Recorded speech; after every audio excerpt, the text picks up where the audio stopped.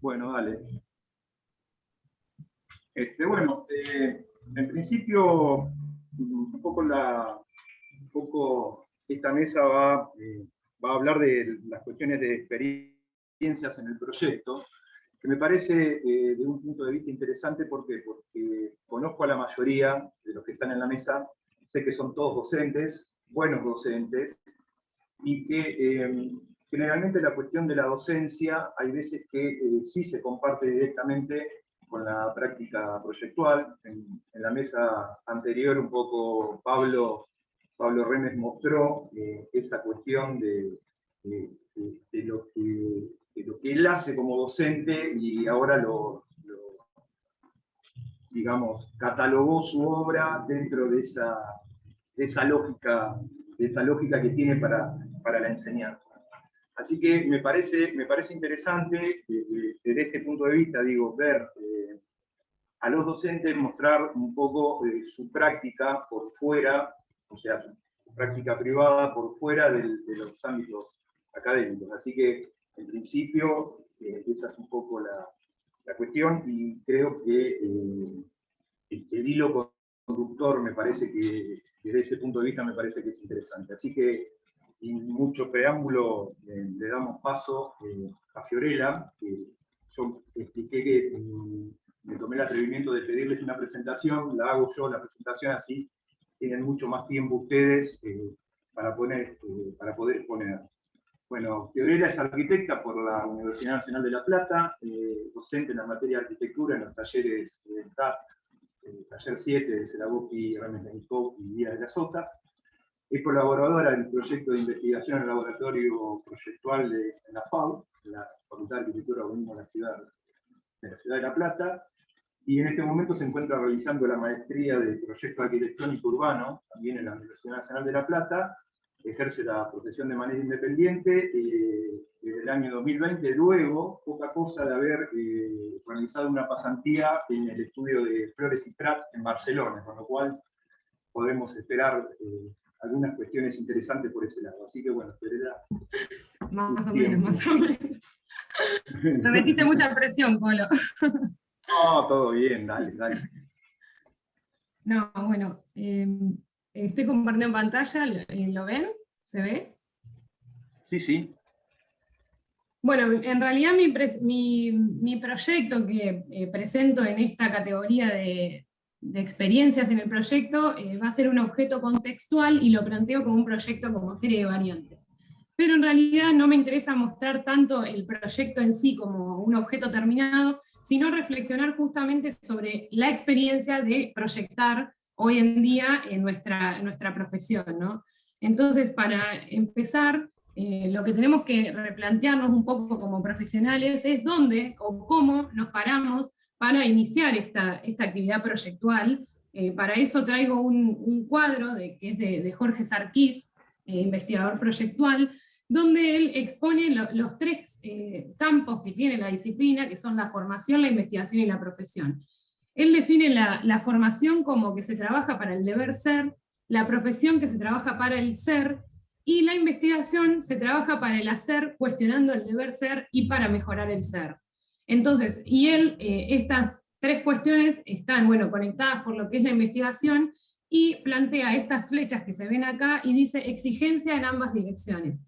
Entonces, como punto de partida, entender que ejercer la profesión es de una responsabilidad muy importante dentro de lo que es el campo general, porque todo lo que hagamos en el ámbito profesional va a influir en la formación y en la investigación. Entonces lo entiendo, o sea, yo entiendo el ejercicio del profesional individual o independiente como una cadena que se interrelaciona en los tres campos que involucra nuestra disciplina.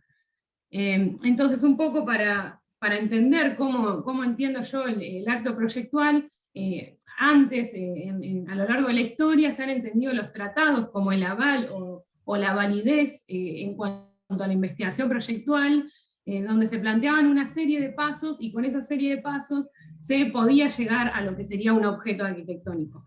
Entonces, en cuanto a eso, yo les voy a contar el proyecto a partir de una serie de escritos más de Miralles, no tiene tanto que ver con Flores y Prat, pero bueno, digo por el Colo que me había presentado así. En cuanto a la acumulación, me gusta contar que a Miralles, cuando le preguntan qué tipo de arquitectura le interesa, él dice aquella que es capaz de no ser demagógica, es decir, aquella que es capaz de no esconder la realidad compleja de la que parte. Entonces, entender que hoy en día vivimos en un mundo, o sea, en el mundo contemporáneo, es un mundo que es múltiple y que hay que atender a la complejidad que tiene la realidad de hoy en día, y él dice que hay que aceptar la condición multiforme de esa realidad. Entonces, entiendo al proyecto como serie de variantes donde, como también dice Miralles, hay marcas que tienen significado si uno las sabe interpretar y las sabe visualizar. Entonces, por ejemplo, pongo este dibujo de Darcy Thompson, donde se puede ver que a partir de lo que sería como un animal, o sea, cualquier objeto, cualquier cosa, se puede generar un sistema de registro que va a demostrar una nueva información que se puede incorporar en el acto proyectual. Entonces yo entiendo mi proceso de proyecto a partir de 3 partes. Por un lado es la generación, por otro lado se genera lo que sería el objeto, y la apropiación. La generación la entiendo como la llegada hasta la hoja en blanco. O sea, no entiendo que exista realmente una hoja en blanco, sino que uno se la genera y se la crea a partir de la visualización o la interpretación que tenga de un contexto específico. En este caso, que yo voy a mencionar un objeto contextual. Y por último, el objeto, perdón, es lo que yo interpreto como las cosas que son ajenas a nuestra disciplina, que pueden ser, por ejemplo, las necesidades que tiene el comitente, en este caso para mí, porque son cuestiones ajenas a la interioridad de la disciplina que sí se generan en la etapa de generación, valga la redundancia. Y por último, la etapa de la apropiación, que en realidad ya se produce una interpretación desde el usuario o el comitente que va a estar habitando el espacio, que va más allá de la interioridad de nuestra disciplina. Entonces, entiendo el proceso de proyecto a partir de esta serie de pasos que se planteaban en los tratados. Cuando menciono los tratados, en realidad los menciono como una forma de validez del conocimiento de la arquitectura, pero hoy en día los proyectos son esa forma de validar al conocimiento que se genera en la investigación proyectual. Entonces, bueno, más o menos acá voy a mostrar el proceso a partir de un terreno. Se empiezan a detectar puntos en ese terreno, se detectan las elevaciones que tiene ese terreno, las líneas de los tejidos colindantes, y acá también relacionándolo un poco con algunos de los dibujos de Miralles, entiendo, bueno, las huellas en el terreno como estas marcas que mencionaba Miralles, donde hay que saber interpretarlas y exponerlas. Después, como el punto siguiente, es entender un objeto externo, cómo puede involucrarse en un proceso de proyecto, entendiendo que hay que geometrizarlo, bueno, haciendo relación con cómo acotar un croissant de Miralles y Eva Prats. Después, cómo se mete en realidad ese objeto externo al proceso de detección de información, pero no como una imposición, sino como un diálogo, generando como una conversación. Que eso también Miralles lo que plantea es que más que una idea, en realidad se genera una conversación entre diferentes cuestiones que emergen del proyecto, y él lo que dice que en realidad el proyecto nunca está imponiéndole al contexto, sino que el contexto es el que nos da la suficiente información para después manipularla. Y por último, la superposición es ya lo que yo le llamo la hoja en blanco, que a partir de eso empieza como este proceso de acumulación y de generación, ya más tirando para la etapa 2, que es la etapa del objeto, donde empiezan a seleccionarse líneas, a ampliarse, a variarse, a modificarse, hasta llegar al objeto, a su vez en este proceso de acumulación y de generación, van absorbiéndose diferentes temas, como acá se puede ver como un sombreado, y eso se empieza a ampliar al punto tal de que se llega a generar un objeto, que en realidad cuando se llega a generar ese objeto, todos los elementos van a tener que formar parte de este sistema complejo, porque un elemento no es un elemento simple, sino que es parte de un sistema mayor, ¿no? Bueno, acá hay algunas imágenes, pero lo que más me interesaba en realidad reflexionar es justamente lo que decía al principio, que cómo nos paramos como profesionales para justamente entender que nuestra responsabilidad va más allá de hacer un simple objeto, sino entender que lo que nosotros hagamos en la profesión va a influir en la formación y en la cartera de temas que implique la investigación. Y bueno, y para cerrar un poco, entender que el ejercicio profesional se caracteriza por la puesta en juego de una creatividad cotidiana, generalmente renovadora y no necesariamente innovadora.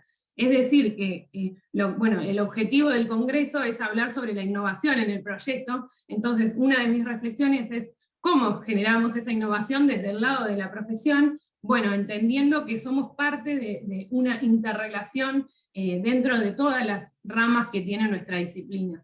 Entonces yo creo que esto es una frase extraída del texto del Congreso, que esos pequeños avances que van a producir una nueva verdadera innovación, en realidad está en cómo nos paremos al momento de ejercer justamente nuestros proyectos en la vida, en la profesión independiente, ¿no?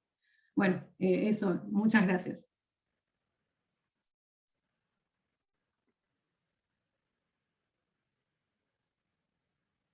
¿Cómo no estás muteado? Porque ahí va.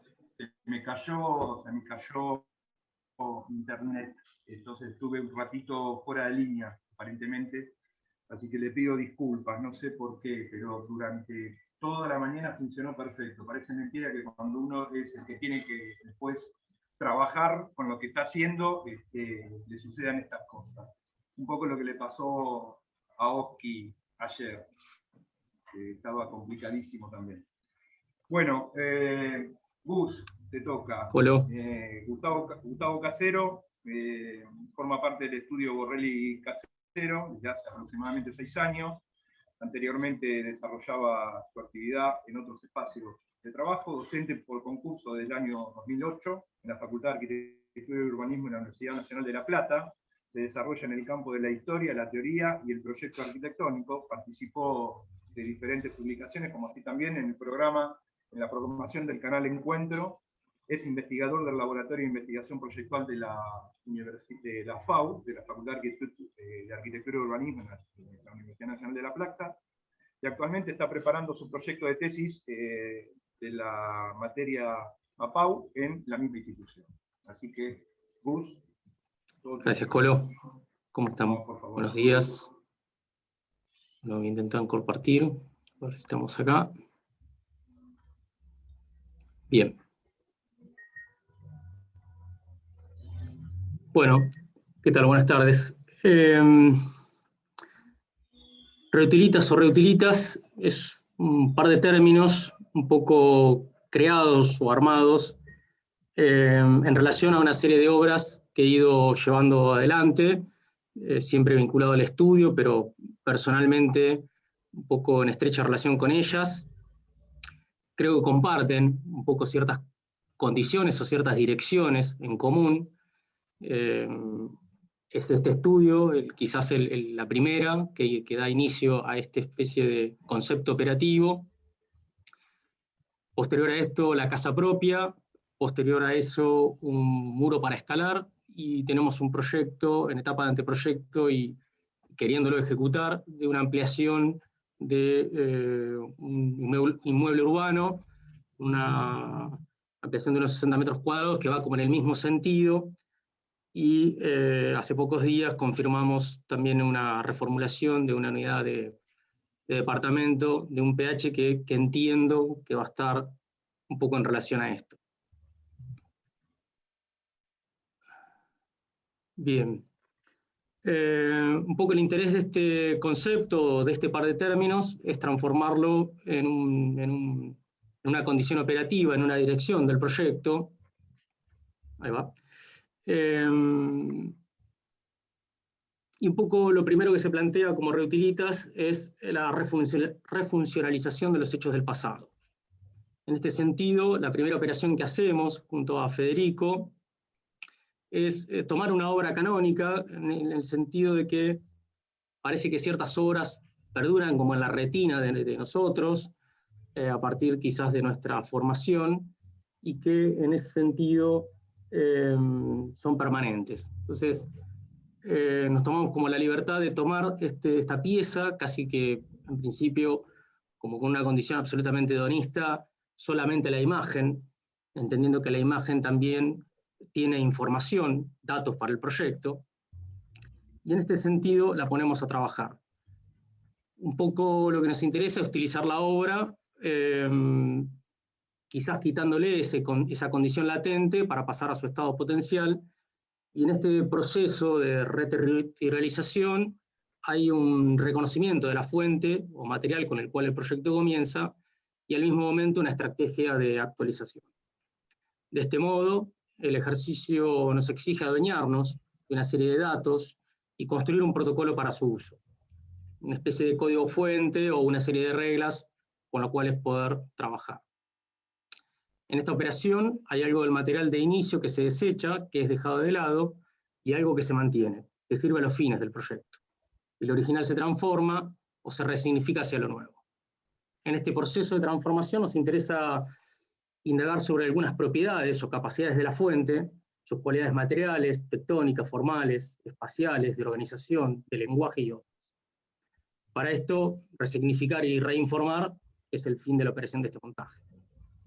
En esta red compleja de asociaciones, el ejercicio no intenta en ningún momento comportarse como una cita o un homenaje o un fetiche, sino que en realidad lo que buscamos es encontrar en ese artefacto, en esa anterioridad, recursos para poder proyectar.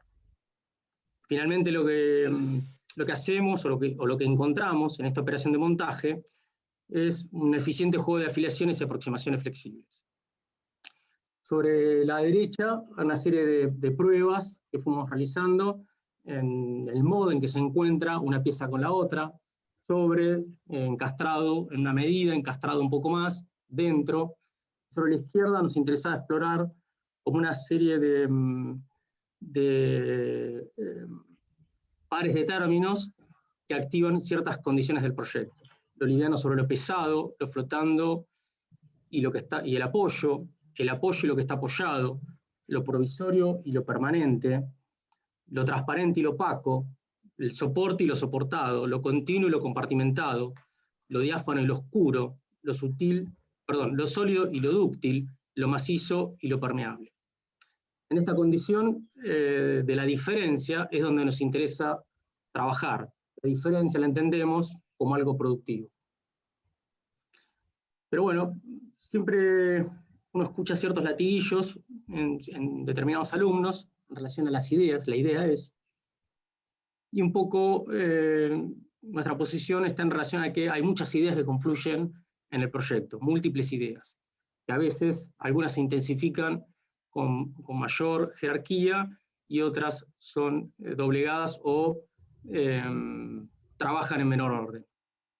También es una forma de leer la obra, esta condición.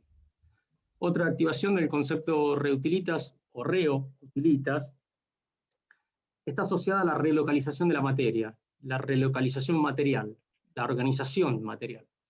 En este sentido, hay tres acciones que hacemos en el proyecto.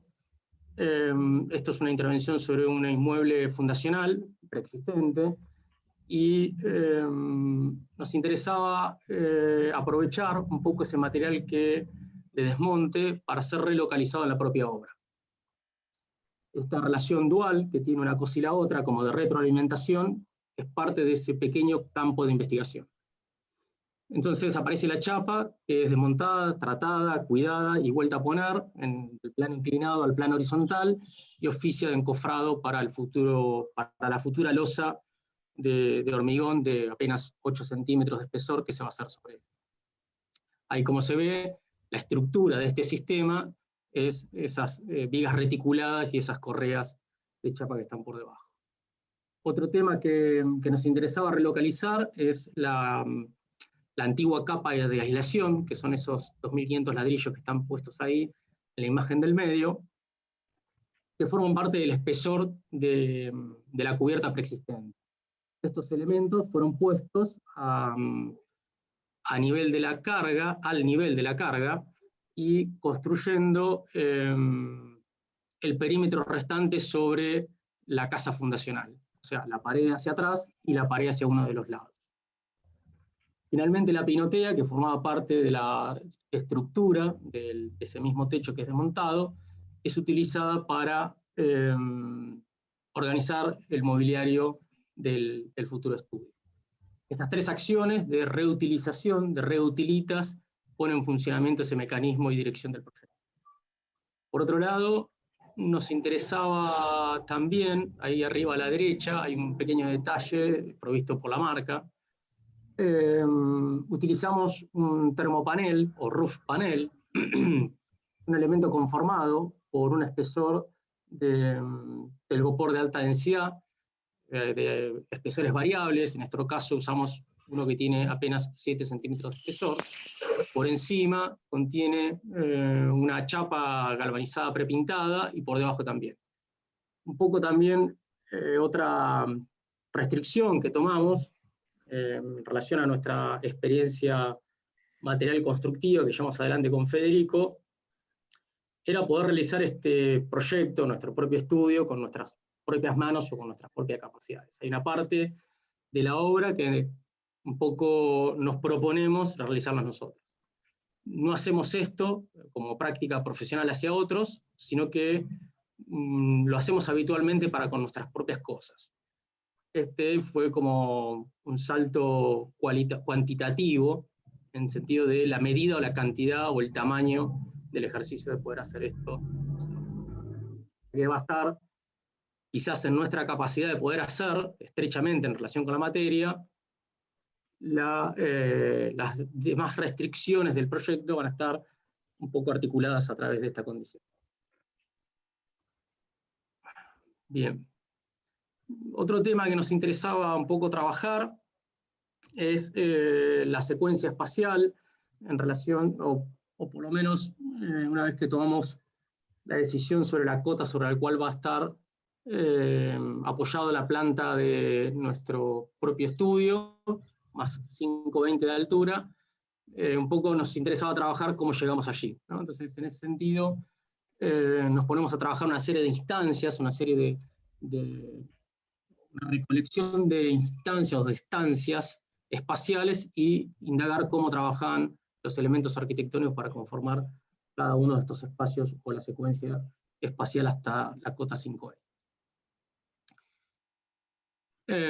Para esto aparece esta especie de, un poco trabajando en este sentido, aparece un poco este cuerpo arquitectónico que es una pieza que se adosa un poco al otro elemento, al otro volumen, y que está conformado por una serie de elementos premoldeados de hormigón que diseñamos e hicimos hacer para estos fines.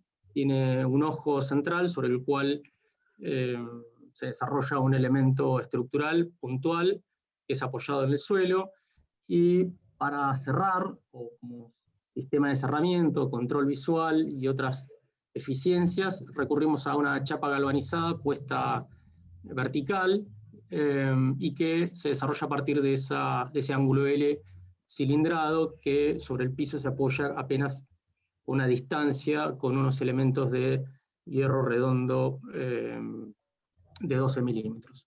Finalmente, para resolver el comportamiento estructural de esta cobertura, se recurre a una serie de insertos que son vinculados por el lado del escalón.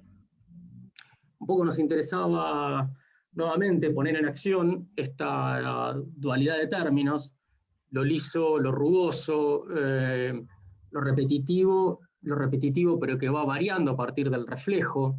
El otro varía de posición, pero este varía a través de los reflejos y durante el día va dando como estos efectos que nos interesaba poner a trabajar,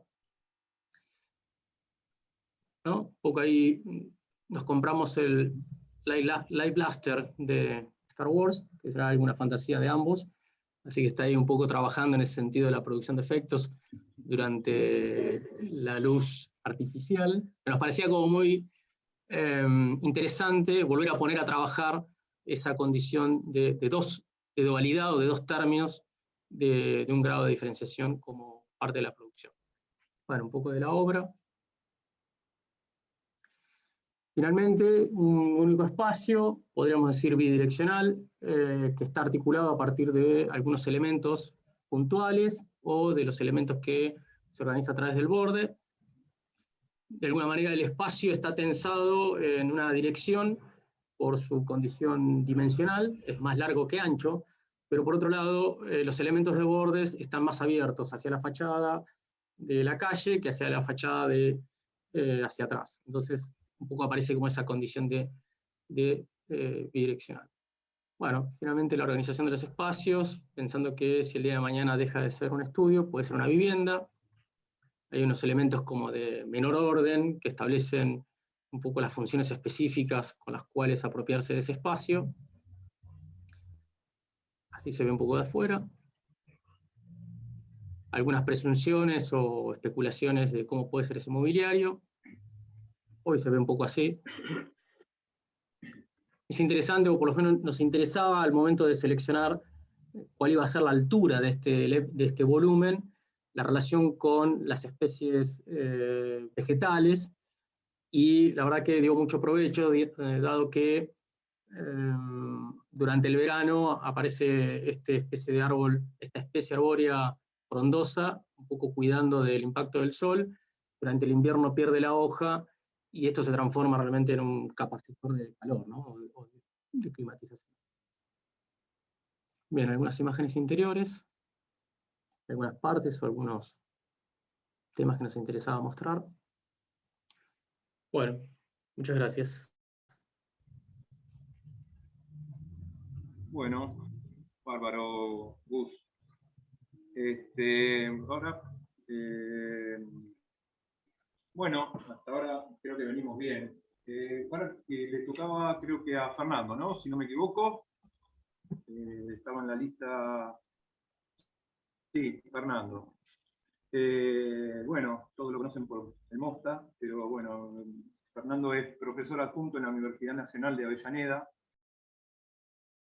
en el taller de Jaime Sorín, docente en la Facultad de Arquitectura y Urbanismo en la Universidad Nacional de La Plata, en el taller Rizo Torre Martínez, integrante del estudio Nómade, donde desarrolla la mayor parte de su producción proyectual,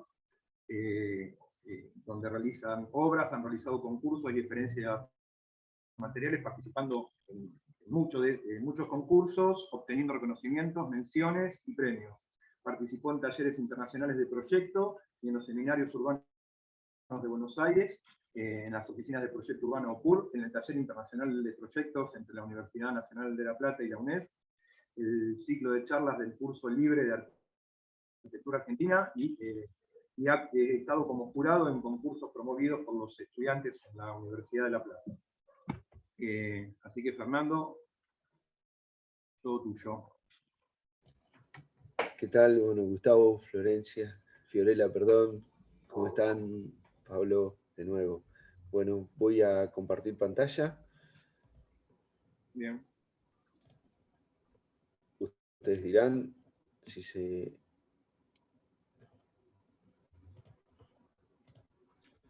si visualizan. Sí, sí. Bien. Bueno. El primer punto sobre el cual nos interesa de alguna manera abordar es todo lo que representa una experiencia proyectual entendida como tal, ¿sí? Y naturalmente en la primera definición es que representa un salto al vacío, ¿sí? Una experiencia representa un salto al vacío. Para que la experiencia cobre sentido, tiene que dejar alguna marca en quienes las ejecutan, entendiéndola como conocimiento, como puntos de anclajes, y también tiene que poner algo que en el medio para poder discutirse, para poder interpelar en el sentido amplio la interpelación. En este caso, trabajar con un espacio predeterminado tiene que ver con una experiencia que pudimos hacer con un container, ¿sí? Una experiencia que nos llevó a, en cierta forma, a correr algunos límites de lo que entendíamos como conocimiento seguro, conocimiento adquirido, para abordar zonas desconocidas del conocimiento. Y la primera imagen, ustedes dirán si se ve bien, ¿sí? Fernando, ¿querés ampliar la presentación? Ampliala. Voy con ahí. Ahí va, Bien. perfecto. Bien. Perfecto. Disculpen, ¿eh? Ahí. Entonces, Ahí está. esto de pensar en milímetros y habitar una experiencia de un espacio predeterminado tiene que ver con el mundo del diseño industrial en una primera instancia, donde descubrimos que en la práctica proyectual no estamos acostumbrados a pensar en milímetros. Hay unidades dimensionales que trascienden el milímetro y también mundos nuevos que se inauguran. Y interactuar con el diseño industrial nos permitió, en cierta forma, entender lo que significa pensar en milímetros, o por lo menos experimentarlo, porque la verdad que es un campo vasto como para poder definirlo, que empieza y se concluye en ese punto. Lo del espacio predeterminado tiene que ver con el rigor que una pieza que es piel y estructura exige, ¿sí? Podemos ver muchas y múltiples identidades de un container apoyado sobre columnas de 20 por 20, sobre hormigón, apoyados con el piso, como si la ley o la restricción que exige la pieza no pudiera ser tenido en cuenta. ¿Qué quiero decir con esto? Que el tomar riesgo existe también, asumir las leyes del material con el cual uno tiene que trabajar. Y de ahí surgió la posibilidad o la expectativa de las imágenes que nos exigen el relevamiento. El relevamiento, como en todo proyecto, es una condición de base, ya sea para conocer el lugar, pero fundamentalmente este relevamiento milimétrico nos permitió entender las libertades y las restricciones que esta pieza planteaba. Libertades porque es una pieza de 4.000 kilos que en su condición geométrica de prisma tiene una capacidad portante de 28.000 kilos, ¿sí? Sostenido en los puntos. De ahí el recorrido de las distintas imágenes, que es el contexto en el cual uno lo ve, que pueden ser desde puesto en un barco, en un semirremolque, o una identidad que le confieren desde la posibilidad de ser incluido en el medio urbano o la posibilidad de ser incluida en un hábitat rural. Tiene la posibilidad de un entorno universal, así como es universal la pieza, que uno lo puede ver en África o lo puede ver en un puerto de Sudamérica. Esa lectura universal es interesante porque también tiene patrones dimensionales universales como referencia. Y el pensar en milímetro tiene que ver con estas cuestiones de entenderlo complejo, de entenderlo diverso, y ese relevamiento nos llevó a pensar de nuevo en algo que venimos entrenando y enseñando en la docencia, que es trabajar con los mínimos recursos. Y aparece el por qué colgarlo. Y aparecen otros temas como la gravedad, los tensores. También descubrimos en nuestra experiencia que no estamos entrenados para trabajar con los esfuerzos simples y con las secciones que debemos construir y además las piezas que debemos construir para trabajar con la tracción, ¿sí? Para trabajar con piezas que ayuden a entrar en cargas las estructuras. Nuestra normalidad indica que las estructuras entran en cargas naturalmente, con la lógica de la gravedad entendida por peso propio, y con piezas que trabajan a flexión simple o flexión compuesta, pero no con esfuerzos simples, donde verificás que un tensor de una expresión mínima dimensional puede soportar una cantidad de kilos a veces inimaginables. Y ahí radica de alguna manera el tomar riesgo. Verificamos cada una de las partes del container para saber incluso cómo tomarlo y para tomar este antecedente del relevamiento para poder tomarlo.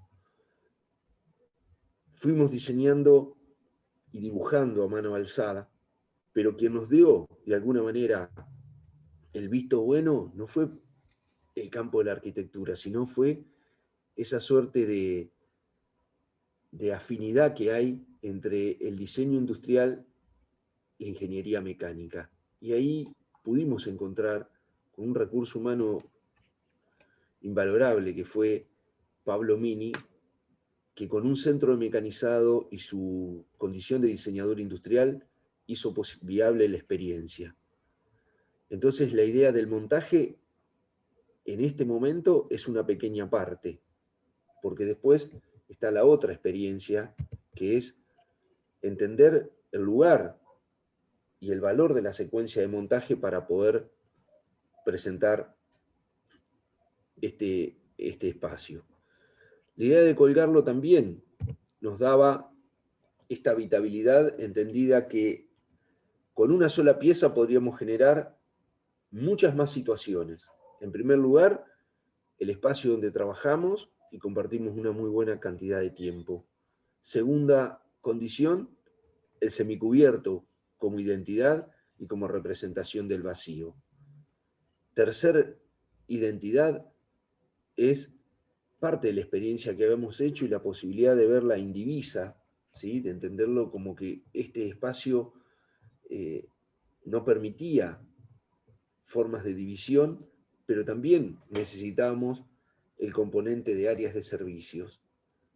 Y a partir de eso pensamos la conexión y también el diagrama de cargas ayudó a entender que la fundación se transformaba en un refugio, además de contrapeso y anclaje. Entonces fuimos por la expectativa de esa fundación habitable en medio nivel, y de esa manera el mástil, que funciona con presión pura, ¿sí?, anclaba en esa suerte de hueco de hormigón, porque no es un muerto de carga, es casi la condición inversa de que lo que sucede en las piezas de tracción, cuando vos en los puentes colgantes necesitas colocar una cantidad de toneladas de peso para equilibrar la resultante. Y fuimos por una fundación habitable, fuimos por un espacio que también se constituye en caja y que representa esos momentos de descanso después de concurso, o esa suerte de situación invertida del árbol soterrado, que es en el que se divierten mis hijas. En ese momento encontramos esa suerte de identidad permanente y de pelea que tratamos de que todas las partes técnicas sean visibles, que ninguna de las identidades se oculte. Incluso la tierra que sustrajimos quedó como terraplén, para también acentuar en ese punto concéntrico la idea de la sutil topografía. Habitar una caja es toda una experiencia, como el valor que tiene la geometría simple, como el valor que tiene una identidad que es muy fuerte. Y en esa representación sostuvimos la idea de preservar al extremo la identidad.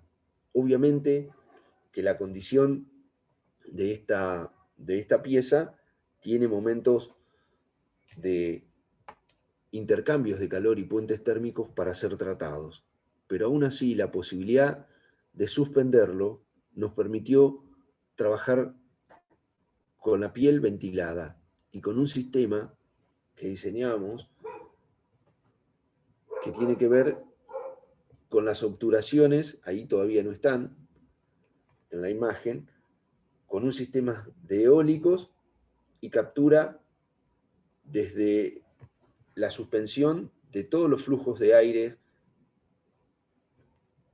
que surgen, desde el movimiento a través del viento de los eólicos o de la propia condición de que este aparato esté suelto, levitando.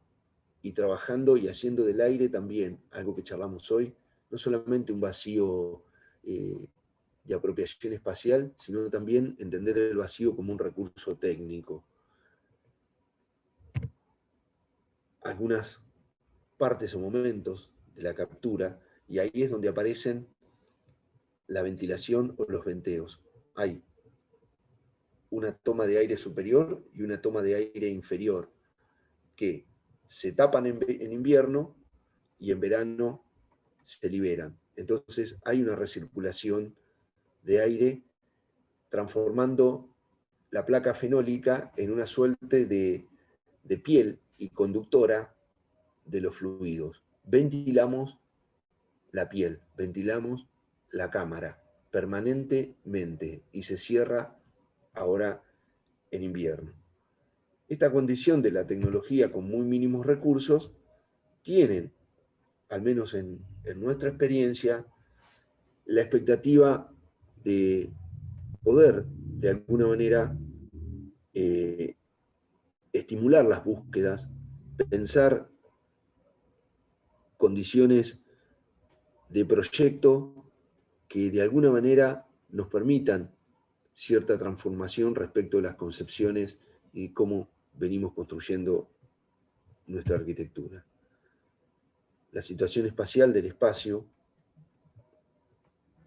y de la caja, y con esto secuencias y momentos. La propia geometría, y lo pudimos experimentar en verano, abrir tapa de frente, tapa de contrafrente, que es contrapesada y plegable, y ventilar la piel, da incluso la alternativa de que no pudiéramos utilizar un aire acondicionado. De nuevo, algo que hoy charlábamos, el tomar riesgo en escala 1 en 1. Nos propusimos pelear ese ensayo. Ya estás pasadito de Sí, tiempo. bien. Si podés redondear. Dale. Nos propusimos esto de ventilar las pieles, de trabajar, y un escenario... Es la máquina. Perdón. Un escenario... No, por favor. Que de alguna manera muestra eso de la fundación soterrada, el espacio intermedio, la caja habitable, y las líneas en tensión y la verificación de los esfuerzos simples. Yo, como cierre, quiero agradecer todo el esfuerzo que hizo en la revisión de todo el proceso proyectual a la memoria y al ingeniero Jorge Maistegui, que siempre quedan o subyacen en toda experiencia, o muchísimas veces subyacen en la experiencia. Con esto cerramos. Bueno, muchísimas gracias, Fernando, muy interesante. Hasta ahora viene siendo potente el asunto, me parece. Así que, bueno. Pablo, creo que sigue, si no me equivoco. Bueno, Pablo es docente en la Facultad de Arquitectura y Urbanismo, en el taller números, no me recuerdo, pero bueno, es años que docente, también docente en el taller de Teoría de la Arquitectura de Pablo Zelagowski, Renes Menikov y María Elisa Zagués. Bastante obra construida, así que bueno, te escuchamos, Pablo. Gracias, Jolo. Bien. Bueno, buen día a todos. Muchas gracias por la invitación. La verdad que lo que vi de las ponencias me parece fantástico. Me parece súper interesante poder abordar, digamos, la práctica proyectual siempre con un grado de contención de algún concepto teórico, digamos, que sale de la práctica habitual, digamos, que tenemos. Me parece, bueno, nada, es como una cuestión interesante. Les voy a mostrar un poco, a ver si puedo compartir pantalla, no sé, ahí, compartir. A ver. ¿Se ve ahí? Sí, perfecto, Pablo.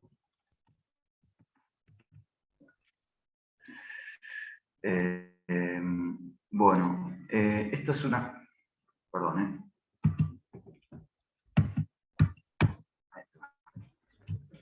bueno, la naturaleza como parte del proyecto es un poco el título de la obra. Esta es una vivienda unifamiliar que realicé en el año 2008 en Villa Lisa. En realidad fue mi primer casa, digo, por eso le ponemos la casa cero, digamos. Bueno, nada, resolvía en ese momento la posibilidad de ejecutar con muy bajo presupuesto el sueño de la casa propia, ¿no? Y de proyectada y construida por uno mismo, digamos, ¿no? Entonces digo, bueno, con el poco dinero y recursos que disponía, optamos, digamos, buscar alguna elección de algún terreno que nos permita, digamos, poder acceder a él, digamos, ¿no? Entonces, tuvimos varias búsquedas por las zonas suburbanas y, digamos, un poco consolidadas quizás. Y bueno, nos apareció esta oportunidad, que es un terreno que está ubicado en Villa Lisa, digamos. Está justo al lado de un afluente del arroyo Carnaval. Y bueno, tenía la particularidad de que el arroyo era parte del terreno, ¿no? Villa Lisa, digamos, tiene como una condición de lugar donde quedaron grandes casas quintas, que obviamente muchas se van deteriorando por falta de uso, por falta de mantenimiento o, digamos, también abandono del mismo lugar. Ese abandono de esos lugares también quizás estuvo, digamos, en un punto, permitió, digamos, este acceso, digamos, a la tierra, digamos, quizás a partir de una serie de inundaciones que hubo en el lugar. Eso nos determinó, en el momento de la toma del proyecto, que podía existir un riesgo nuevamente de inundación, que de hecho en la obra nos pasó, digamos, que fue la inundación de 2008 en Villa Lisa, y tomamos como decisión elevar la cota del suelo, digamos, teniendo como registro la cota de inundación que había sufrido en ese momento, que había quedado la marca en los árboles, en las casas vecinas, de un metro y pico. Entonces tomamos la decisión de levantarlo por encima de eso. Eso nos permitía que si había nuevamente algún tipo de inundación, el agua pueda pasar por debajo de la casa. Y por otro lado también nos generaba unas visuales muy interesantes con las copas de los árboles. Ahí se ve la casa que está como inscripta en todo un bosque natural existente, digamos, ¿no? Bueno, esto es como un poco la concepción del criterio del diseño. Era un diseño muy simple, con escasos, vuelvo a repetir, escasos materiales, escasa mano de obra, y un escaso presupuesto, digamos, ¿no? Bueno, es una parte privada, digamos, conformado por un volumen de mampostería y otro volumen de mampostería que conforman los servicios, dejando en el centro un espacio abierto que era el que estaba constantemente expuesto hacia la conexión con ese espacio exterior, tan abundante vegetación, digamos, que era lo que siempre nos había llamado la atención del lugar, digamos, ¿no? Ese es el arroyo. La expansión de esa plataforma de madera vuela sobre el arroyo y, digamos, era un hecho bastante interesante cuando llovía y el arroyo casi desbordaba y, bueno, nada, era como una cuestión bastante linda, digamos, ¿no? que circule tanta agua al lado de tu casa. La otra incorporación es una gran cubierta, ¿no?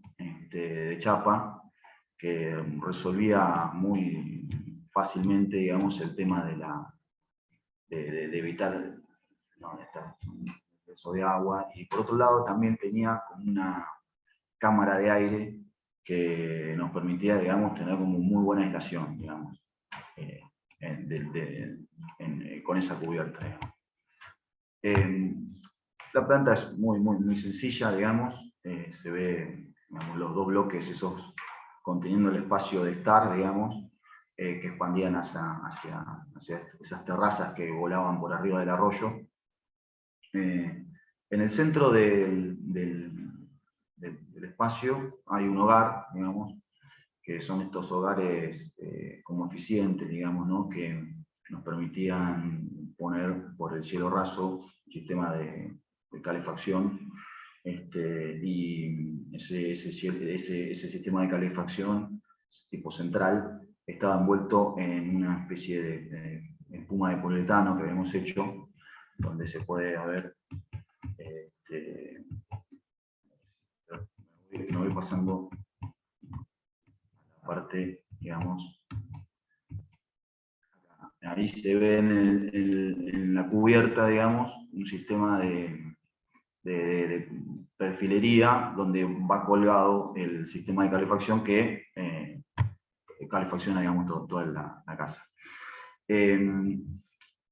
La obra, digamos, fue ejecutada, digamos, con muy pocos recursos, digamos, como ya dije. Estaban como 3 sistemas constructivos, digamos, ¿no?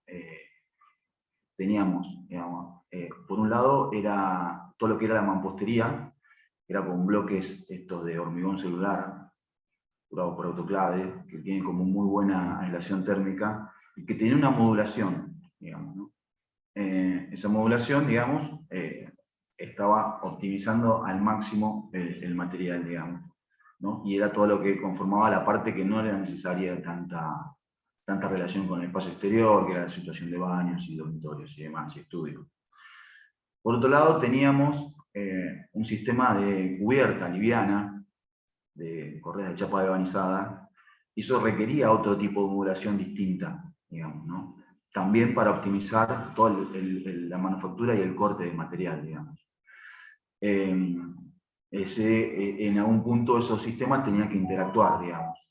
Y hay otro sistema, que era el sistema de piso de madera, que era la decisión esta de elevarlo del suelo, con tirantes de madera de la menor sección posible,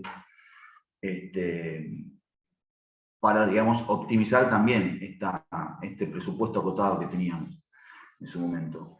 Que también tenía otra modulación distinta a los otros 2 sistemas. Entonces, digo, en algún punto esos sistemas tenían que interactuar, digamos, cada uno con su lógica distinta. O sea, cuando pensábamos esta materialización, cada lógica de su material era independiente del otro, digamos, ¿no? Hay un momento que se tienen que aunar, digamos.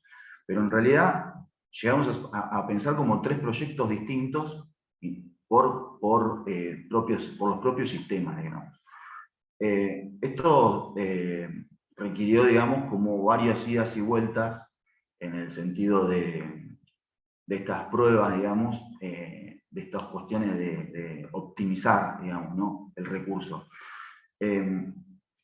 Y bueno, nada, fue montado, digamos, en un momento que los sistemas se tienen que interactuar, digamos, que se unen, digamos, y bueno, fue montado, digamos, con poca gente. Muchos de los trabajos se fueron haciendo durante los fines de semana, y bueno, ahí claramente se ven como el sistema de muro portante, el sistema muy liviano de cubierta, y el sistema por debajo de este piso levantado, digamos, ¿no? Ahí se ve, digamos, ciertos detalles que fuimos como tratando de estudiar esa ligereza de la cubierta y esa liviandad, digamos, que, digamos, nos permitía, digamos, tener esa línea de vacío entre entre los objetos, digamos, definidos por la mampostería y la carpintería, y esa cubierta que era como una cubierta pasante, digamos, ¿no?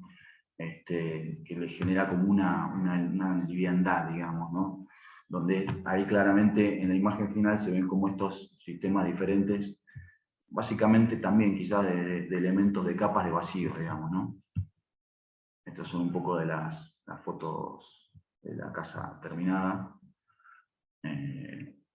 Bueno, quería contar esta obra porque realmente fue como el punto de partida en mi práctica proyectual. Quizás nunca me costó volver a profundizar tanto el estudio de la técnica, quizás, en otros proyectos, pero digo, me pareció como una linda experiencia, independientemente de que fue mi primer casa, digamos, y que también por otro lado me enseñó un poco esto que contaba Fernando, digamos, ¿no? De los errores y de animarse, y de que el proyecto y la ejecución, digamos, nunca está acabada, digamos, ¿no? Siempre queda algo que uno se va como a replantear, digamos. Pero por otro lado también me dio la posibilidad de aprender, digamos, quizás una nueva forma de nuestra práctica proyectual, digamos. Poder ejecutarla y bueno, también poder desarrollar una vida profesional a partir de estas cosas. Bueno, no sé si se fue claro, espero que sí, digamos. Así que... Sí, bueno, fue muy claro, Pablo. Muchas gracias. Bueno, gracias. No, gracias a vos. Bueno, ¿dejé de compartir? Sí. Nos queda... Sí, está bien, gracias. Bueno, nos queda Elena, nos quedó como... Hola. Como vagón de cola. Acá estoy. Bueno, María Elena Garrizo, bueno, ejerce la actividad privada en su estudio de arquitectura, docente, JTP en el taller número 11 Rizo Carazatore Martínez, y en el taller de teoría número 1 Pelagoski Renes Sagués en la Universidad Nacional de La Plata, en la Facultad de Arquitectura, y en este momento se encuentra cursando la maestría en Estética y Teoría de las Artes en la Facultad de Bellas Artes de la Universidad Nacional de La Plata. Así que, muy bueno, bien. Elena, cuando quieras. Dale, ahí comparto. Dale.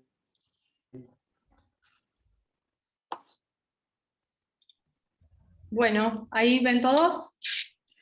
Sí, perfecto. Bueno.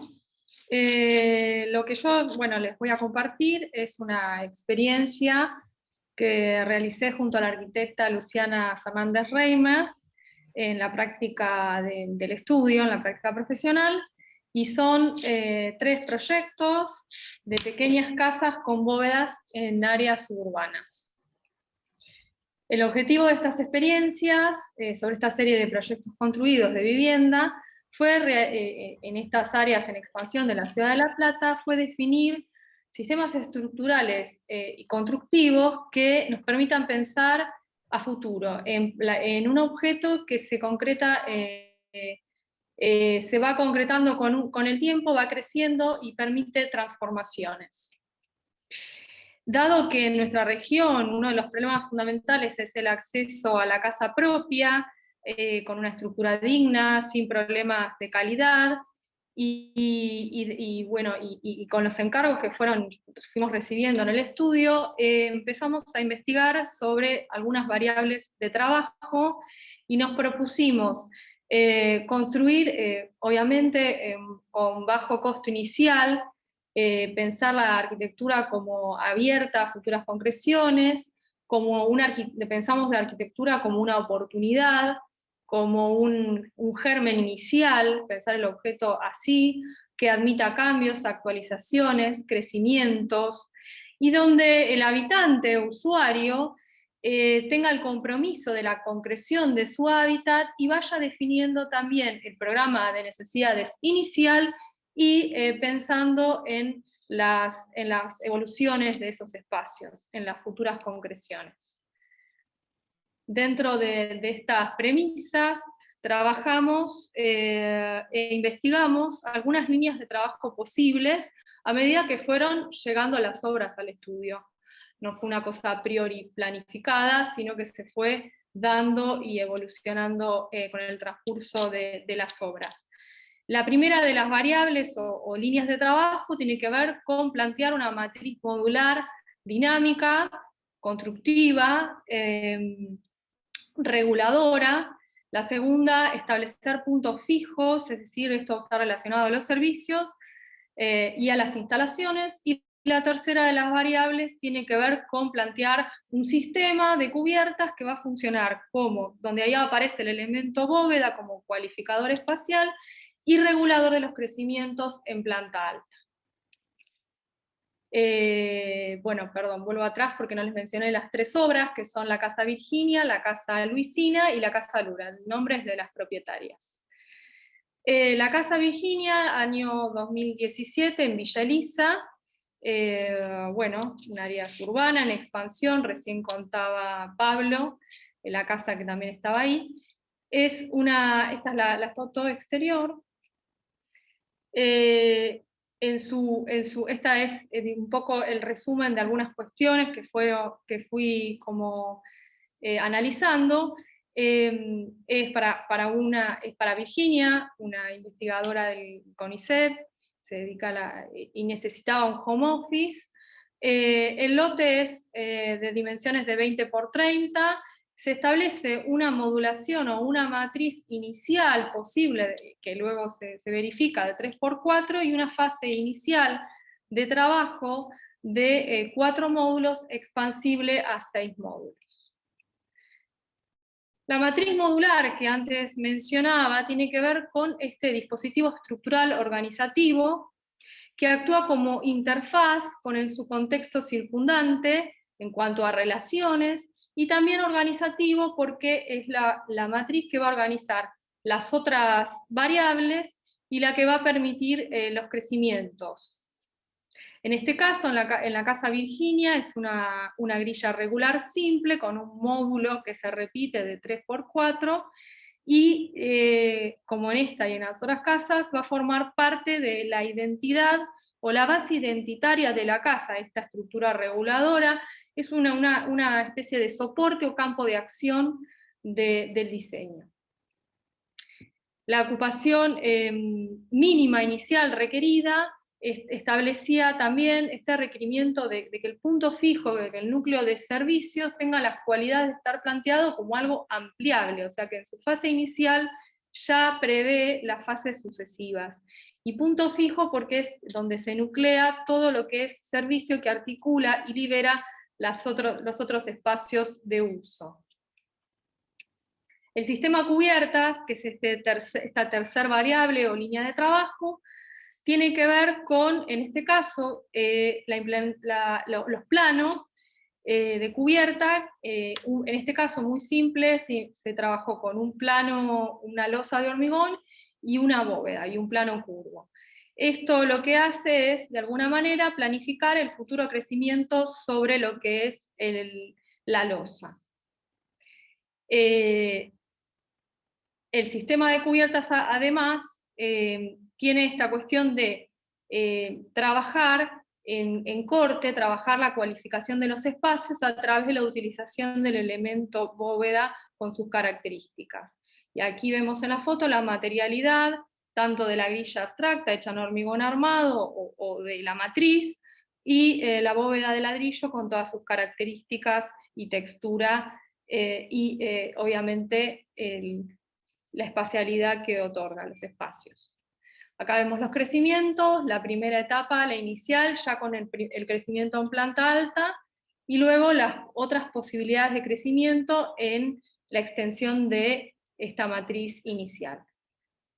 Un poco lo que es la materialidad en la Casa Virginia, el interior, lo que es el espacio que tiene la bóveda, y los otros elementos arquitectónicos, cómo articulan en esa matriz inicial. La Casa Luisina es del año 2018, en Parque Sicardi, otra de las zonas de expansión de nuestra ciudad, suburbana, también de área de Casas Quinta. En este caso también se planteaba una unidad mínima de ocupación inicial, 3 módulos. La modulación en esta casa es muy variable, es decir, se estableció una matriz inicial, pero luego se permitió indagar y mutar o adaptar esa matriz a diversas situaciones que no me voy a extender. Y las dimensiones del lote, que eran muy particulares porque era de 860 por 34, o sea, muy longitudinal, con algunas restricciones que también a todas estas problemáticas fuimos trabajándolas, sobre todo en lo que era la matriz modular dinámica, es decir, que nos permitía negociar una serie de cuestiones en esa estructura y en esa organización.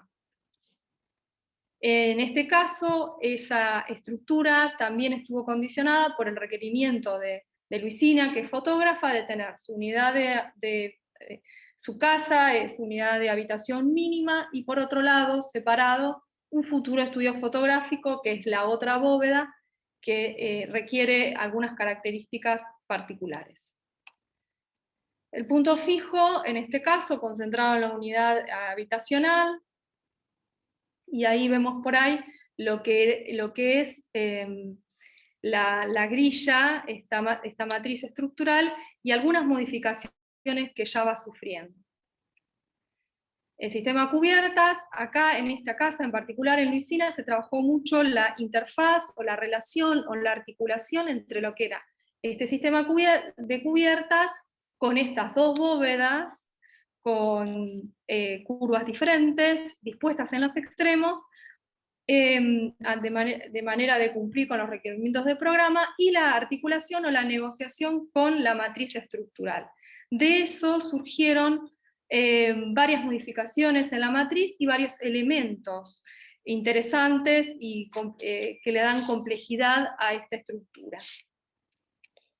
Esta es la foto. Ahí se ve la matriz dinámica que se actualiza ofreciendo distintos tipos de crecimiento, da posibilidades espaciales de ir concretándose, que ahora lo vamos a ver en los crecimientos, y se abre el paisaje circundante, se vincula con su contexto, incorpora en esta modulación una secuencia espacial de interacción con su entorno. Aquí vemos las etapas posibles de crecimiento, la inicial, un crecimiento en planta alta, siempre la cubierta plana está puesta para eso, ¿no? Para condicionar y regular estos crecimientos en planta alta, y luego los crecimientos en lo que es la matriz inicial. Aquí vemos lo que es la materialidad, la grilla estructural de hormigón armado, las variaciones en su modulación, la aparición de elementos nuevos, es decir, que se trabajó mucho en lo que es la matriz y sus modificaciones, sus mutaciones o adaptaciones al sistema de cubiertas y a los requerimientos del programa. Y bueno, la última casa que les voy a mostrar, que ahora está en ejecución en Villa Elisa, es la Casa Lula. La Casa Lula tiene un lote de 12 por 37, Villa Castells es también un área suburbana, de expansión de nuestra ciudad, y también lo que tiene esta casa es una ocupación inicial más importante, ocupa 7 módulos, con lo cual hubo como otras investigaciones. Inicialmente la matriz ya está, se desarrolla con más intensidad, y bueno, aparece el punto fijo lateralizado, respondiendo a algunos requerimientos de orientación y retiros obligatorios, y acá ya trabajamos con 3 sistemas de bóveda que nos permitió que al ser una fase inicial en planta baja más extensa, permitió esta investigación sobre el elemento bóveda en intersectándolo y desarrollando algunas cuestiones en su espacialidad. Hay como un dominio en particular a una investigación en esta casa del sistema bóveda en lo que hace, su interioridad, su espacialidad, la interacción de esos elementos y la articulación con la grilla. Acá vemos algunas fotos y el sistema de 3 bóvedas, cómo trabaja. Bueno, fotos de la obra. Y las etapas posibles de crecimiento, en este caso es una sola, es sobre planta alta, sobre la cubierta plana. Va a ser un espacio o de trabajo o de habitación, digamos, que no están tan determinados ninguno de los crecimientos en cuanto a usos. Esta es la obra, y bueno, a modo de cierre, algunas cuestiones que me gustaría como concluir de estas líneas de trabajo o de investigación que desarrollamos en las 3 casas, esta cuestión de plantear una arquitectura de bajo costo inicial, pero que esté enfocada en garantizar la posibilidad de crecer, de mejorar la vivienda, este concepto de fase inicial, de obra no concluida, muchas veces casi sin ninguna terminación, esta cuestión de relación con el entorno, de la modulación, de la secuencia de apropiación del paisaje que permite esta modulación de la matriz, sistema de relación flexibles en cuanto a programa, no hay una determinación del programa, se establece un punto fijo y luego hay una ocupación, y se establecen módulos libres, y esta cuestión de los elementos arquitectónicos que la componen, por un lado trabajar, que trabajen como conectores y articuladores de los espacios, y el tema de la bóveda, de ladrillo, como tomando e investigando e indagando sobre una técnica constructiva tradicional en nuestra región, que es retomada y puesta en valor y interpretada de alguna manera en una clave contemporánea en relación a las necesidades de la vivienda actual. Bueno, eso es todo, espero que esté bien de tiempo. Agradecerles, por supuesto. Sí, no hay problema. Ya les... Bueno. Bueno, sinceramente las exposiciones me parece que fueron extremadamente interesantes en todos los casos. Vuelvo a insistir con esto, a muchos de ustedes los conozco, sé cómo piensan, sé cómo trabajan, y un poco para cerrar, yo me voy a quedar con una frase con la cual arrancó todo esto, y la disparó Fiorella, que es: ¿cómo nos paramos ante cada proyecto? ¿Cómo nos paramos ante el proceso de proyecto? Y me parece, yo fui anotando una serie de palabras o conceptos que me parece que sirven un poco para disparar esta cosa. Y me parece que todas estas palabras tienen como el mismo hilo conductor, o sea, o por lo menos que pueden unificar todo lo que estuvimos viendo hasta ahora, que tiene que ver un poco con la profundización de la técnica, el optimizar recursos, en algunos casos trabajando a muy bajo costo, las transformaciones que todos estos proyectos o estas obras pueden sufrir, la creatividad en la resolución, la creatividad en el uso de los materiales, de las tecnologías, en la creatividad también en el uso de los recursos. Bueno, y obviamente la creatividad va de la mano con la experimentación. El tema de resignificar materiales, o en el caso de Fernando, resignificar no un material, sino un espacio, un volumen, como él mencionó, habitar el espacio. La cuestión de los ensamblajes, la combinatoria de procesos, la adaptabilidad, la flexibilidad, porque en todos casos me parece que son obras que pueden ser reutilizables en otras cuestiones, y sobre todo que me parece interesante el término que utilizó Elena, el tema de obra no concluida, ¿no? Yo generalmente pienso que las obras de arquitectura merecen ese término, digo, ¿no? Un poco trasladándolo a la pintura, ¿no? El hecho de que no sea algo cerrado, me parece que une y termina uniendo todas estas palabras, digo, ¿no? El tema de poder experimentar espacios que no se puedan cerrar, que no se puedan concluir, que sean adaptables, con bajos recursos, me parece que es un poco lo que termina unificando todas las obras que vimos. Entonces, un poco esa es lo que a mí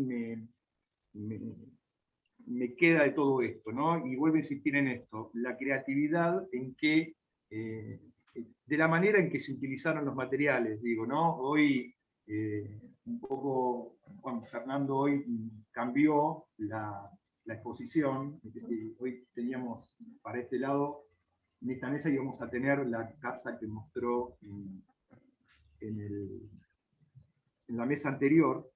Un poco, yo había estado mirando esa casa y un poco conociéndolo a Gustavo también en su forma de trabajo, y que él un poco lo mencionó, pero él hágalo usted mismo, digo, me parece que también tiene que ver con eso, ¿no? El poder, si uno quiere poder hacer de todo esto que vimos, un hágalo usted mismo, que tiene que ver con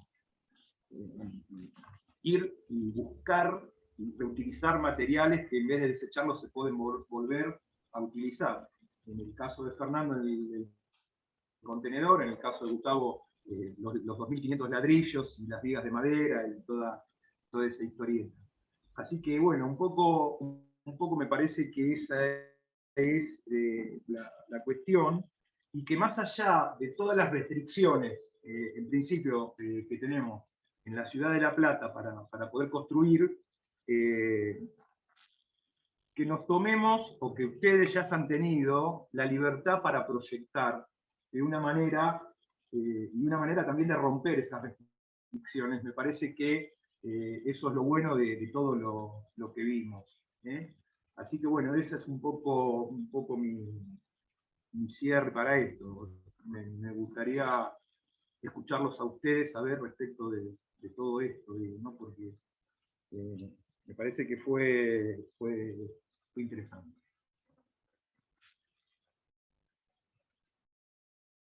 El que quiera, un cierre. No sé, me gustaría acentuar esto de aquellas cuestiones que cobran significados para la arquitectura frente a la obsolescencia, ¿no?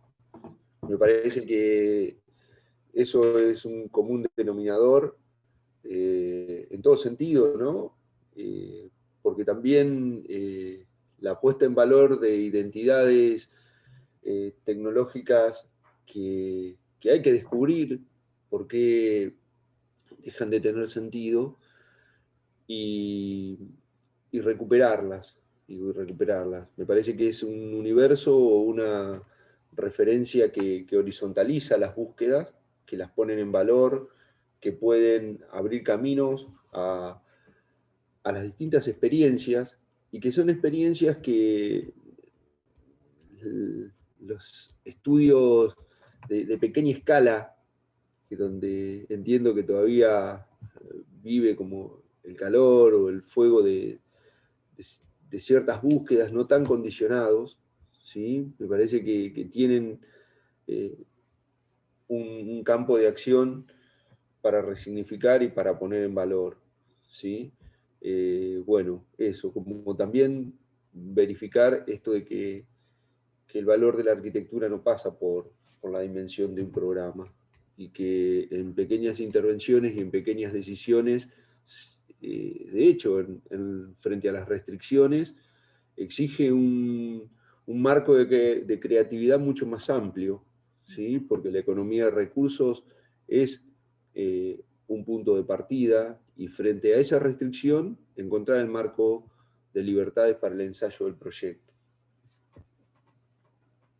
Sí, me parece que es interesante, digo, el tema también de resignificar, ¿no? El resignificar el contenedor, resignificar de nuevo la bóveda como un elemento tal vez no tan utilizado últimamente, ¿no? Digo, como generador de espacio, digo, me parece que eso también me parece que está bueno, el hecho de ver la bóveda ladrillera nuevamente en una obra me parece fantástico. El hecho de Gustavo de tomar la fanboard como un elemento, como un referente, y posarlo arriba de algo fuera de época. Digo, me parece que esa búsqueda, me parece que son interesantes. El caso de Pablo, de una cuestión económica, comprar un terreno que se inunda y verle el lado positivo, decir, es re lindo ver el agua que pasa por abajo de tu casa. Digo, esas cuestiones me parece que también son como pequeñas cosas que es un poco lo que vos decís, Fernando, pesan. Yo lamento, yo no sé si Fiorella, el trabajo que presentaste, tenía que ver con esa obra que estás haciendo vos, que también es como muy acotadita, muy chiquitita. Una pena no haber visto imágenes. Sí, yo no hablé mucho de la obra en sí, No, sino me interesaba más reflexionar sobre la profesión. No, está bien, Pero me bueno. parece perfecto, por eso un poco me tomo de eso que vos planteaste, cómo nos paramos ante cada proyecto, y en particular esa obra de Fiorella, bueno, en algún momento, si quieren, después se las pasa, pero digo, tiene una escala tan pequeña, ¿no? Pero tiene tanto recurso metido ahí adentro, y da la impresión también con un bajo costo, con una creatividad y con una búsqueda que me parece que es interesante. Y yo un poco, tomándome también de las palabras de Fernando, eso de pensar al milímetro, que tal vez, un poco como dice él, tiene que ver más con la cuestión del diseño industrial, pero bueno, a mí particularmente me gusta esa cuestión de pensar el milímetro, porque no sé si tiene que ver con un toque propio o qué, pero ¿no? Son 2 metros 25 con 0,2, o sea, milímetro, para ir a diseñar una carpintería cuando sabés que después vienen, te la arman acá y eso no les importa. Pero digo, me parece buena esa cuestión también de la resignificación de las cosas. Yo quería decir algo nomás, agradecerles a todos sus exposiciones, pero me gustaba pensar esta mesa como una nueva, no sé si nueva, porque ya cada uno de nosotros tiene sus años, pero sí como una nueva arquitectura en nuestra ciudad, ¿no? En la ciudad de La Plata. Sí. Me parece que eso es un punto valorable. Me gustaba compartir experiencias de gente que todavía, como me pasa a mí, como pasa a nosotros, no está tan publicada, no está tan nombrada, y me parece que son toda gente de mucho valor para la arquitectura nuestra, local, regional, y me parecía bien tener una mesa para que podamos compartir este tipo de cosas. Todas estas prácticas tienen algo en común, que es la cuestión local de la utilización, reutilización, el bajo costo, el rebuscarse para poder hacer lo que uno quiere, en definitiva, digamos, lo que a uno le interesa, los intereses propios a partir de de indagar sobre las posibilidades máximas de lo mínimo, digamos. Con lo mínimo que tenemos, poder hacer mucho, y me parece que estas prácticas así lo muestran, es un poco nuestra contemporaneidad. No hay obras en nuestra región, no hay obra pública, no hay obras grandes, no hay obras estatales, digamos, donde uno pueda ni siquiera concursar para tener acceso, y me parece que este tipo de obras hoy son el espejo de nuestro momento. Entonces me parece que es interesante poder mostrarlo así y establecer estas bases para una arquitectura local, regional, que tenemos por delante, ¿no? Que depende un poco de todos ustedes y de todos nosotros. En ese sentido me gustaba esta mesa. Sí, yo coincido en eso, porque creo que son obras que escapan, creo que en alguna otra mesa lo escuché, escapan un poco creo que lo hablábamos con vos el otro día, Pablo, que escapan de la lógica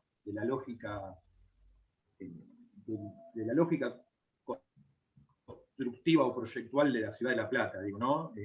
Es raro ver, bueno, por ahí un poco más ahora, con la coyuntura, pero digo, es raro ver construcciones completas en chapa, o con un contenedor colgado, o esta cuestión de ya estar pensando en los crecimientos, como en el caso de Elena, digo, es raro y tal vez no bien visto, pero bueno, qué sé yo, es lo que un poco nos toca, y me parece que está, como dice Pablo, en nosotros y en ustedes, empezar a cambiar esa lógica y pensar un poco más en esas cuestiones, ¿no? En reutilizar, en el reutilita, como dice Gustavo. Me parece que es una buena manera de empezar a plantear otro tipo de cuestiones por fuera del mercado. Sí, una cosa, Gabriel, me parece interesante en todas las obras que vimos, esta búsqueda de producir una pequeña investigación, proponerse algunas cuestiones, más allá de las limitaciones, que siempre las hay, en mayor o menor grado, pero de sostenerla también, que a veces es difícil, esta cuestión de investigar sobre alguna cuestión y sostenerla en la práctica profesional, y producir esta conexión que hoy decía Fiorella al inicio, entre profesión, investigación y docencia, donde uno pueda de alguna manera establecer los puentes necesarios para poder todo el conocimiento y la experiencia, poder volcarlo a la práctica profesional, que también me parece que vale la pena, ¿no? Más allá de los recursos con lo que contemos, creo que no es excusa, a veces va más por tratar de sostener la investigación y buscar y creo que tener convicciones sobre algunas cuestiones, ¿no? Sobre, por ejemplo, si la práctica tiene, en este caso me parece que este compromiso que tiene con mejorar o intentar mejorar algunas condiciones. Entonces, sobre todo en lo que es la vivienda. Pero bueno, nada, valorar este esfuerzo por investigar y por llevar adelante estas pequeñas investigaciones en la práctica profesional y establecer, como decía hoy Fiorella, estas tres cuestiones. Estas tres patas. Exactamente, sí. Sí, me parece que es importante. No, aparte, digo, porque parece mentira, pero digo, al tener menos recursos, al tener tantas restricciones, al tener menor cantidad de recursos, me parece que esa cuestión de empezar a analizar, pensar más las cosas, me parece que eso es lo interesante, porque si tenés mucho recurso, tal vez las cosas sean mucho más fáciles de resolver, digo, ¿no? Creo que eso del tema de los recursos a veces es una desventaja, bueno, como vos ibas a decir, Gabriel, perdón que te interrumpa, pero me parece que nos obliga a separar lo importante de lo no tan importante. Eso a veces nos obliga, ¿no? Yo no lo pienso como desventaja, Claro, al contrario, lo pienso como una ventaja para justamente poder hacer estas cuestiones de pensar mucho más. El otro día un poco pensaba hoy a la mañana estaba mirando unas cosas y me vino a la cabeza Solano Benítez, ¿no? El arquitecto paraguayo. Me parece que tiene esa cuestión, digo, ¿no? El hecho de tan poco recurso desde lo económico y de tan poco recurso desde lo material, me parece que justamente lo que hace es que uno se le prenda un poco más se le active mucho más el rígido de la cabeza y empiece a pensar en cosas tal vez mucho más, o en procesos mucho más extremos y tal vez mucho más complejos, pero que con esos recursos me parece que es la forma de empezar a cambiar y empezar a innovar en la cuestión del proyecto, ¿no? Y un poco vos ves la obra de Solano Benítez y tiene un poco todo lo que estuvimos un poco viendo hasta ahora, ¿no? La resignificación, el uso, la tensión al extremo en el uso del material y de la materia, y de cómo generar un montón de cuestiones que por ahí uno, con un recurso económico, un recurso material, lo podría solucionar de una manera mucho más simple, pero tal vez mucho más vista y no por ahí una resolución tan creativa, digo. Entonces me parece que eso también vale como cuestión. Polo, perdón. Sí, vamos a son la las sala, 2. cerramos y vamos a la sala 1 Sí. para 5 Bueno. minutos para dar cierre al Congreso y plantear lo que es. Listo. Muchas gracias. Muchas gracias por su atención. Estuvo todo muy bien. Saludos a todos. Nos vemos. Para la sala 1, nos encontramos ahí. Chao, chao. Vale.